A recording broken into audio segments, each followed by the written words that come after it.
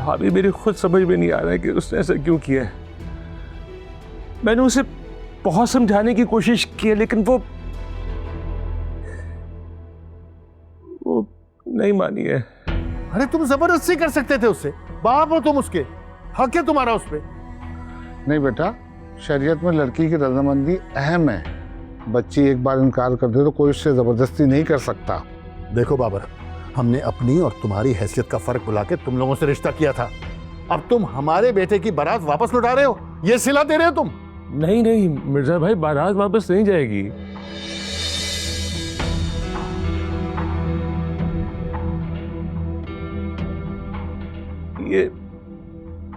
ये मेरा आपसे वादा है।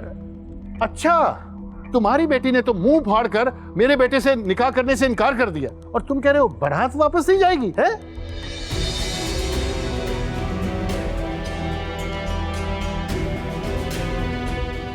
वो बदबख्त ना सही,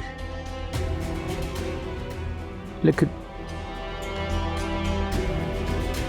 मेरी दूसरी बेटी मुस्कान है, उससे निकाह होगा यार का। हाँ?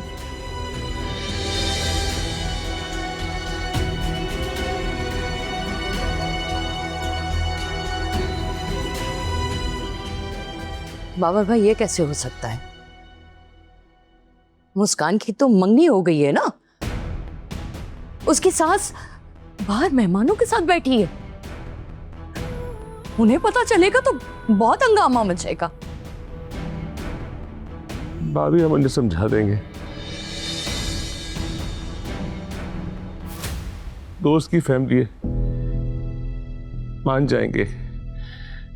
लेकिन आज अगर ये बात इस कमरे से बाहर निकली ना, तो मैं कल सुबह का सूरज देखने के लिए जिंदा नहीं रहूंगा। अरे अगर मोहिनी राजी नहीं थी तो हमें पहले बता देते, हम यूं बारात लाकर जलील तो ना होते। ऊपर से तुम कह रहे हो कि मुस्कान की शादी अयान से कर दे। अरे कोई मजाक हो रहा है क्या? अरे मिर्जा भाई, मेरा अल्लाह गवाह है कि हमें पहले से कुछ नहीं पता था, उसने कुछ नहीं बताया था, और अगर पता होता तो मैं उसका गला दबा देता। तो अभी दबा दो ना, क्यों नहीं दबा रहे? ऐसी नाफरमान औलाद को जीने का कोई हक नहीं होगा। मोहिनी तो इस रिश्ते के लिए तैयार थी ना, हम एक दूसरे को पसंद करते हैं। अरे तुम चुप करो, मेहमानों को बाहर जाके क्या जवाब दूंगा? अरे बेइज्जती तो हमारी होगी ना, लोग तरह तरह की बातें करेंगे। इसलिए तो कह रहा मिर्जा भाई,